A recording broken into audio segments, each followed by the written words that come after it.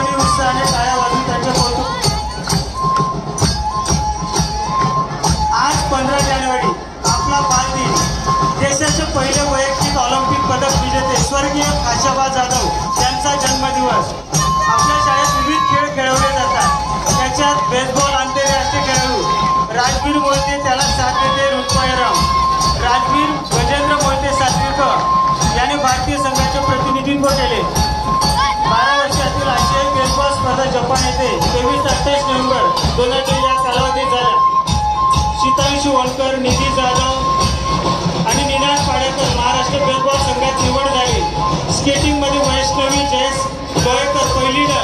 हिला एकूण 39 पदके मिळाली. हिच्यासाठी जोरदार टाळ्या. इयत्ता पहिलीची मुलगी. आंतरराष्ट्रीय